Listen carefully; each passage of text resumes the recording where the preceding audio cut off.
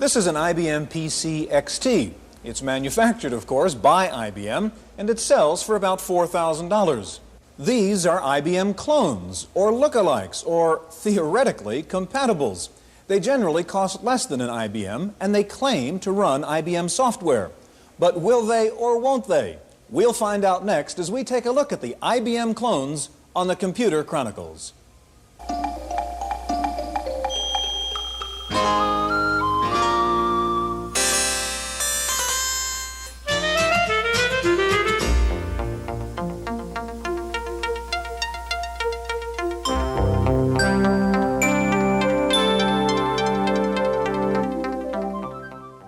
The Computer Chronicles is brought to you in part by McGraw-Hill, publishers of Popular Computing, the magazine that gives readers an understanding of the technology and applications of microcomputers and software in office, home, and classroom.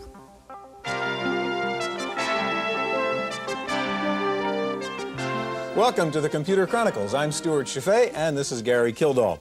Gary, the subject today is the IBM clones, and the question I get asked more than anything else by people who are about to buy computers is, should I buy an IBM or should I buy one of the IBM lookalikes? Well, the answer, of course, depends a lot on this issue of compatibility. Now, the question I have for you, so I can answer all those other questions, is what do we mean when we say compatible? Well, in the case of hardware and software, compatible means, of course, it does the same thing or more. And that's both good and bad. In the case of personal computers, over 10 years ago, IBM set a standard 8-inch floppy disk that was the format that everybody used for distributing software. Really basically set the industry going in many ways. Now today we have a very complex situation where we're trying to emulate both hardware and software that grows and becomes more and more complex. And so we have a whole industry that sort of chases the changes that IBM makes. Direct answer to your question, compatibility to a user means that it runs the programs that you want to run. Okay, we're going to take a careful look at some of the IBM lookalikes. We'll have several experts here. We'll meet the publisher of PC World. Now, how hard is it to make an IBM clone? Well, you'll be surprised to find out it could almost be a do-it-yourself job. We have a report. Most computer users are familiar with a profusion of IBM lookalikes that promise to do more for less money. But few PC owners are aware of the alternate route to PC ownership, building it yourself from scratch. Despite the IBM logo prominently displayed on every PC case, very few parts come directly from IBM. In fact, over 95% of the PC is produced outside of IBM. Apart from the motherboard, the case, and the power supply, components come from such diverse sources as Hitachi and Texas Instruments. But why build your own PC? Well, in becoming intimate with your machine, you'll learn about hardware functions and compatibility, and you may understand the machine's potential better than most users. But best of all, you can save about $1,000 by doing it yourself. Parts are cheap and can be picked up at the local electronics store. There are manuals on everything from dip switches to semiconductors, and the typical user will probably spend a good deal of time reading before he does any building. Getting to know your PC's ICs has other advantages. If you don't like some of the hardware, you can make your own improvements, like installing a faster chip or a better disk drive for less money. The open architecture design of the machine makes that possible. Should you build your own clone? It depends on whether you can trade time for money. This PC project took about 2 weeks to complete, not including about 100 hours of research. But for a user willing to do some reading and some shopping, the advantages are undeniable.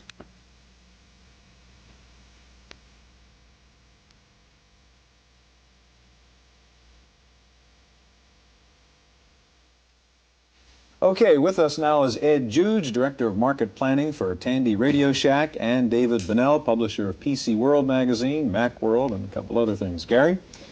Ed, the first question I have is IBM has set up a situation here much like the mainframe industry, where they've set standards and then other people follow along right behind them. One of the things in the last couple of years they've done is a very good job of taking a significant piece of the personal computer market. Now, if IBM sets the standards, then why would anyone buy other than IBM?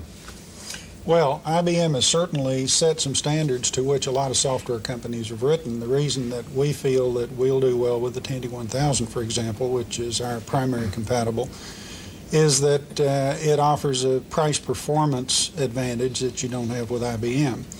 It is compatible with the PC, but includes some graphics and sound enhancements that are normally available only on the PC Junior.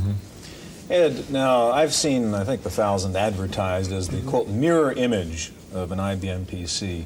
Does that bother you in any way as another computer company? Was that the goal, to be the mirror image of a PC? No, the one you're thinking about is the 1200, which is a mirror image of the PC XT. This is not a mirror image of the PC as such. But I mean, the general notion, I mean, what does that do to the industry if the object is to simply advertise everything as being exactly like an IBM? Well, we don't advertise this product being exactly like the IBM. We advertise it as having some enhancements over the IBM. What we're trying to do is to leverage off the popularity of that operating system and all of the software that's out there available for it. We're not trying to do everything that IBM does. So what you basically say is that, well, the IBM PC is the base level.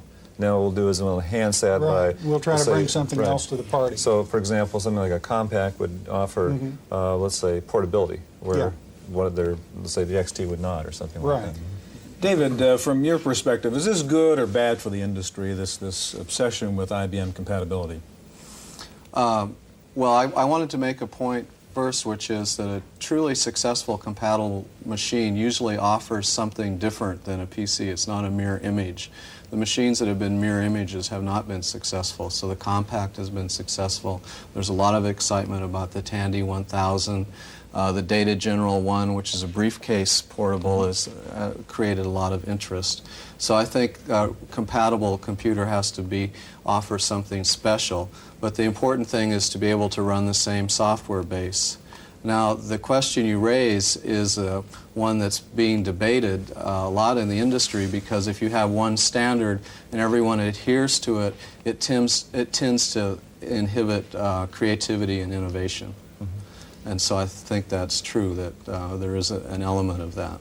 Well, David, what do you think would be the biggest threat to IBM's position in this situation? Can the clones actually take any significant market share? Are they doing that now? Well, I don't think that anything is really a threat to the IBM position, and I don't anticipate that they will begin to decline.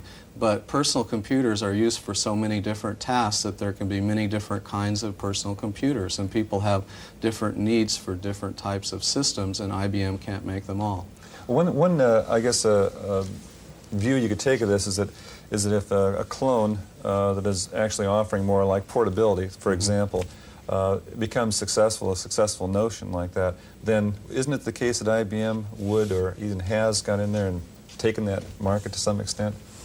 That's the danger of playing the IBM-compatible game, because they have great efficiency in manufacturing, and they can come in and lower the price at any moment, and that's probably why some of the compatible companies, such as Columbia, Data, and Eagle, have had come on hard times.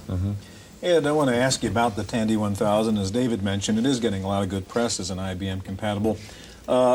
But it comes bundled with DeskMate, its own software. And if one of the selling points is it's compatible and runs the IBM software, then why does it come with its own software? Let me make one point that I think I missed a minute ago that might be interesting. Tandy builds several families of computers. The IBM compatibles or the MS-DOS machines are just one family. We also build a multi-user system which uses Enix, and we have our own 8-bit.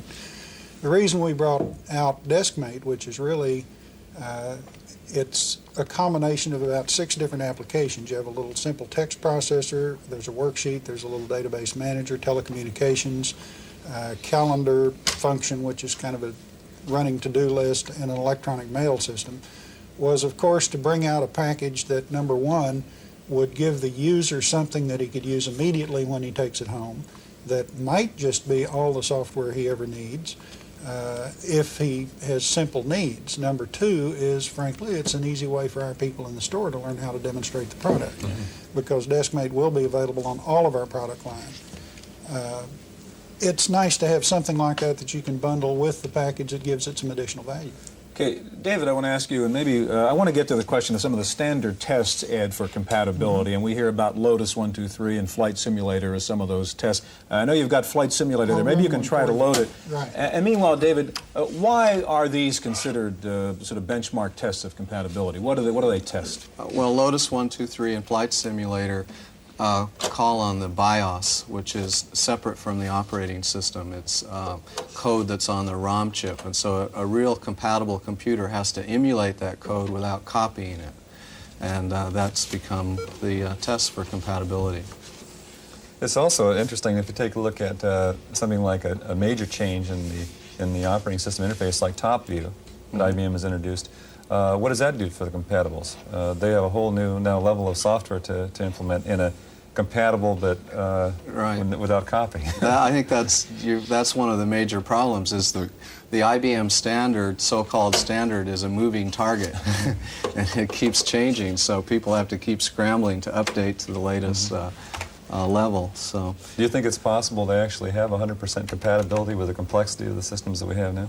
Well, we find that the Compaq computer nearly achieves 100% compatibility, and recently we found a new televideo computer. We found that 70 top packages ran on it, and the Data General 1, which uses a smaller diskettes, we found that most of the leading software companies are transferred their programs to the smaller diskettes, and the Tandy 1000 has a high level of compatibility. So usually if you can run most of the major packages, that's compatible enough.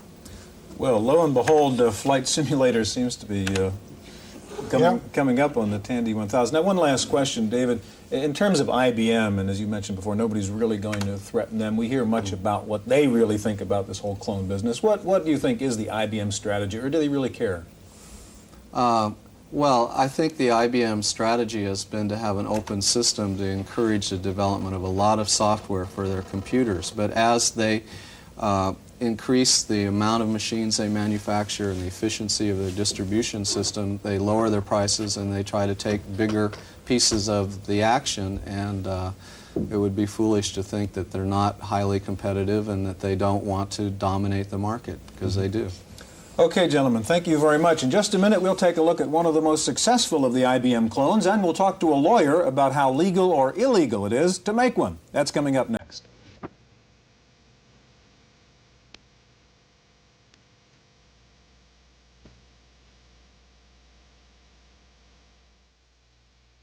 Okay, now joining us is Woody Liswood, a consultant, an author, and one of the editors of the Whole Earth Software Catalog, and David Grace. David is an attorney with the firm of Grace & Richards, and David specializes in computer law. Now, before we get to Woody and David, you know, the problems of compatibility do not only occur with the clones. There are often problems of compatibility within the IBM line, and Wendy Woods takes a look at that problem. IBM says the new improved PC Junior will run over 1,000 programs for the PC. Well, obviously we can't try all of them out, but we do have a randomly selected sample that we're going to test right now. The programs chosen for the test on a 384K PC Junior, assisted by a legacy upgrade, were Continental's Home Accountant, Fontrix, Condor's Software Evaluation Series, Spock Chessmaster by Cypress, Diskette Manager by Lassen, Prince Star, Bellsoft's Telcom, and Sidekick by Borland. Half of these programs worked, and half of them didn't. Well, first thing is any graphics display. Spock the Chessmaster, for instance, crashed right in the middle of the opening graphics display and would not go further. Another one is anything to do with copy protection. We had the Sidekick program, a copy-protected and non-copy protected version. The non-copy protected version ran perfectly. The copy-protected one did not, and they were both rated for the PC Junior. Another one is problems involving timing. Any kind of a clock can mess things up. And the fourth is most insidious, and that is simply where the computer software manufacturer decides to put his program in RAM. There's not a single way you can detect that or guard against it. And a word to the wise. Make sure you see the program run on a PC Junior before you buy it from the store. Even more important, make sure you can get a refund. Reporting for the Computer Chronicles, I'm Wendy Woods. Yeah, Stewart, if compatibility within IBM is an issue, then it's certainly got to be a lot more difficult for a clone to achieve compatibility. Big problem. Woody brought with him Compaq, which is claimed to be 99% compatible with the IBM line. I guess 99% doesn't mean that you get 99 out of 100 programs, but there's no real guarantee that a program will run. Can you show us what will happen when a program doesn't run on a compatible? Okay, I brought a program called Scientific Plotter with me, which is one of the very few that I found that doesn't run on the Compaq. And let's take a look. This program is very popular in the Apple world and is one that we recommended in the catalog, is a good buy and does some good stuff. As you can see, it comes up nicely, and we'll get our opening screen, and right now the computer's jammed. No matter what you type, nothing is going to happen.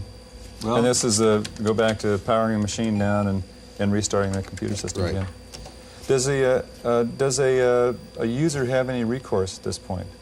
No, what I did is when I ran into the problem, I called Interactive Microware, which publishes it, and said, hey, I really appreciate you sending us the program, but it's not running on my Compaq, and it does run on my XT. And the lady I talked to says, well, we were told to tell anybody who called that says it will not run with any of the software basics that have to be loaded, that they wrote the program using the ROM-based IBM BASIC, and if you don't have exactly that, it just will not run. Okay. I'm going to turn this off here. Okay. Yeah, maybe we'll turn it on later. We want to show another example here in a minute. Woody, David, I want to ask you a question. It seems to me there's some legal question here, obviously, and there have been lawsuits involved in this whole issue of stealing IBM BIOS and ROM and so on. How can you legally make an IBM clone and advertise it as exactly like an IBM? Well, you can legally make it as long as you can persuade a judge that you haven't gone to Computerland and bought a copy of the IBM program for their BIOS and copied it. So the way you have to do that is have one person prepare a specification of what the program's supposed to do and have another person who's never seen the IBM program write a program to do it. And if you can persuade the judge that the second fellow didn't copy from the IBM code, then I think you'll be pretty safe. Okay, but there were a couple of suits in which Eagle and others were sued for having done that. Why did they get sued? Well, we don't really know because they got sued and surrendered on the same day, so there wasn't much chance to find out what the merits of the case were, but you can pretty much figure that IBM had called them up on the phone before they filed their lawsuit, and those companies must have figured that they didn't have too strong a case, or they probably would have put up a fight, I think. Now, there's an interesting issue that's come up recently with the Mac, for example, that may be a similar situation in the PC world, and that's where Apple has received a patent on the process to go through the pull-down menu. Now, if patents like that are being approved, it may be the case that something like TopView, for example, the way that TopView interacts with a user may be patentable, seems. Now, wouldn't that cause some real problems? Well, Gary, I know that IBM intends to seek patent protection for TopView, but the law of patents with respect to software is so unsettled that it's really very difficult to say what the outcome is going to be, whereas the law with respect to copyright, because of another Apple suit against Franklin, has really achieved a much higher level of clarity. So in the patent world, the odds are much more open than they are in the copyright world. I guess the real question that I would have is basically if the whole clone industry has moved in a certain direction following IBM, and then there's a statement by IBM that we will now protect our user interface under copyrights or patents or whatever, what would that do to the whole clone industry? I think it's too difficult to say without looking at the particular program and the way in which it's protected. IBM took that position with respect to the PC BIOS, but I think that the PC BIOS has been successfully emulated in a legal way, and it's really pretty much a dead issue. That Tandy machine, for example, that Ed was showing in the previous segment, has a perfectly legal 100% compatible BIOS in it, and so far as we know, IBM hasn't made any complaints about it, nor have they about the Compaq. But the next challenge is going to be to emulate the BIOS in the AT and then the TopView interface, again, in a legal fashion, so that we don't have any more Eagles and Coronas. Now, we have so many, I think I'm told there's about 50 IBM clones out there on the market now, and some of them have died and are dying, and a couple like the Compaq and others are very successful. What's the difference, you think, between a clone that makes it and a clone that fails? Well, I think that's more a commercial question than a legal one. Obviously, if you have a copied BIOS, you're going to fail because IBM will pursue you in court. But once you're legal, then it's a question of whether you're a better computer, and that's not a legal question so much as it is a commercial one. Well, what do you have from a user's point of view? I looked at many of them before I decided on buying the Compaq, and I bought the Compaq because its reputation. It had been around, it had a larger installed base, and I could carry it. Some of the other transportable clones, even at 38 pounds, this is movable. Others of them were too big. Other things was more aesthetics, perhaps marketing, perhaps other intangibles, but it had the reputation of being the most compatible of the compatibles. I used to take a software product called GraphWriter with me to test the clones. It was a Pascal-based program, and the Compaq was the only one that would run it. And that used to be the program I would use to test compatibility. And I figured that with an XT at work and with me buying one for home and my personal use, I had to be compatible between the two. And that seems to be the issue. One of the things I think that's actually will help let's say the clone industry will be is IBM's attempt to generalize a little bit from the specific hardware that they're producing now. For example, the VDI, which insulates application programs from the graphics. Previously, when we talked about working with an IBM machine, you had to have graphics that worked in a specific area. Now with the VDI, that gives you the independence to move to higher resolution and so forth too. Woody, I think we have one other example. Maybe, Gary, if you could fire up the Compaq again of a different kind of compatibility problem with regard to Sidekick. Maybe while it's warming up, you can explain what that problem is. Yeah, we're looking at is I get a lot of programs in because of the magazine, and there's a lot of windowing programs or what we call underlay programs that exist before you run your main application. Sidekick happens to be the most popular.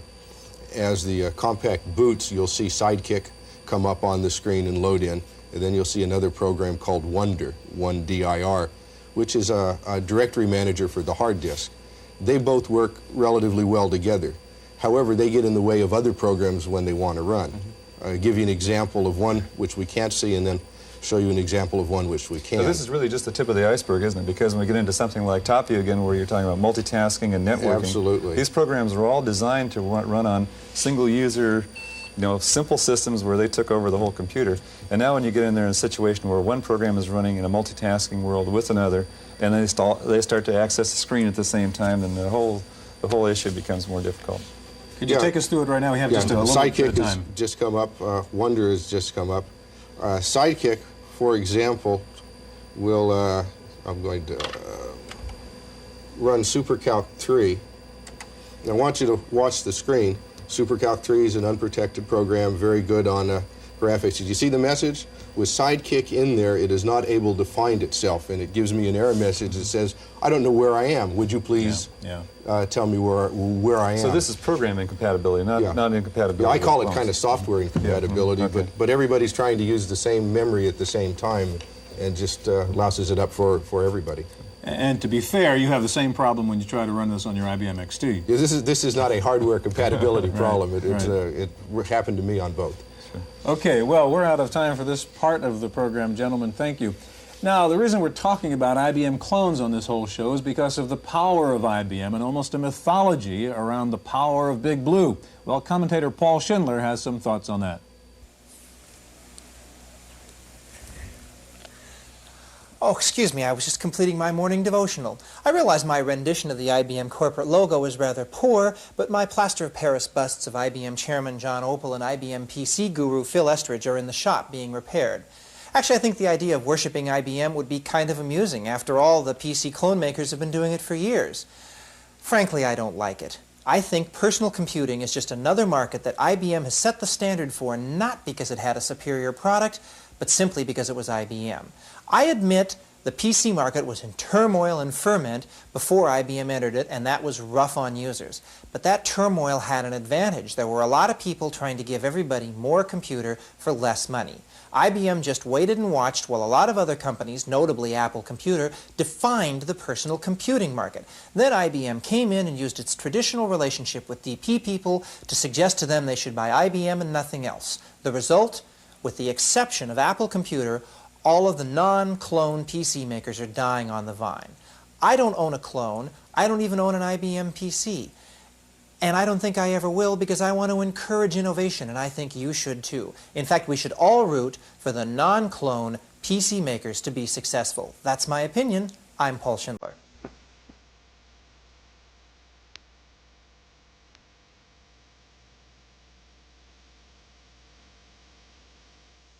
In the Random Access file this week, AT&T has announced a new, quote, expanded relationship with Microsoft.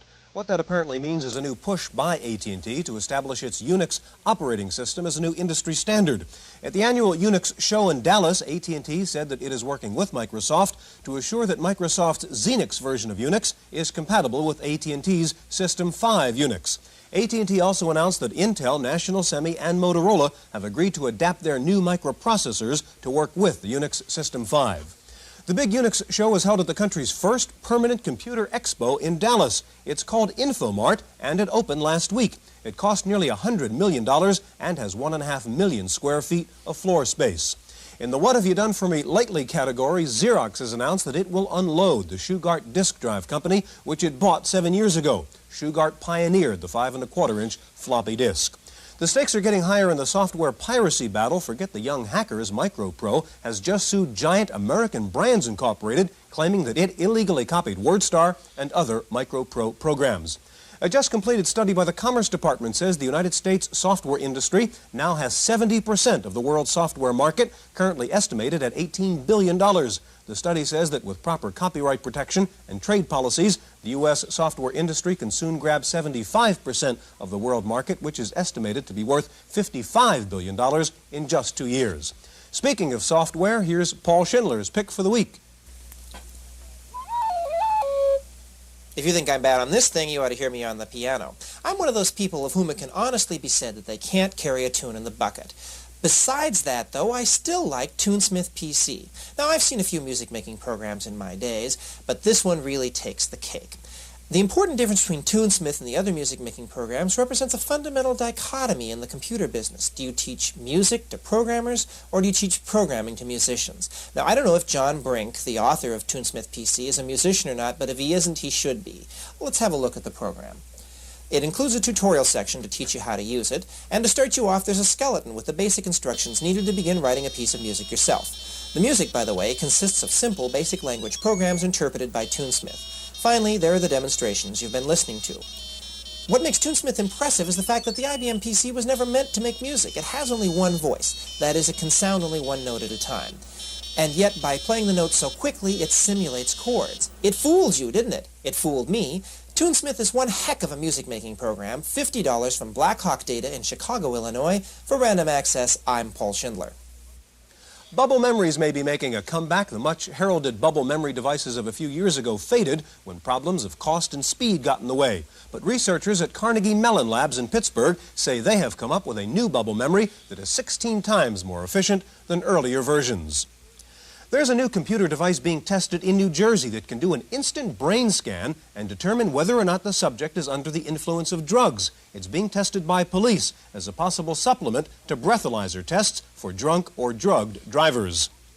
Apple has unveiled its new Macintosh Office. The new products include the $7,000 laser printer, which is IBM-compatible, and the Apple Talk Personal Network, which will link up Macs and MS-DOS machines at a very low cost.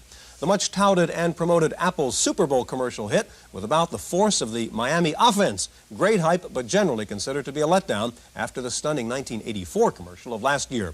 There was a mystery in Fayetteville, North Carolina last week. The phone company recorded hundreds of phone calls being made in the middle of the night from a building which was totally unoccupied. How come? Turns out the Coke machines in the building are programmed to automatically call a computer at the local distributor when the machines are empty. 2 machines started calling at precisely the same time, and each got a busy signal, and so kept calling again all night long. The Coke bottler says the system has been taken down for debugging. Finally, a company in Cambridge has developed a new software program called Puppy Love. It is a computer pet, the depiction of a dog. With some artificial intelligence, it can respond, do tricks, and its designer says, eventually crossbreed with other CompuPups. I want to see that one. That's it for this week's Computer Chronicles. We'll see you next time. The Computer Chronicles is brought to you in part by McGraw-Hill, publishers of Popular Computing, the magazine that gives readers an understanding of the technology and applications of microcomputers and software in office, home, and classroom. Popular Computing, the authoritative microcomputer magazine from McGraw-Hill.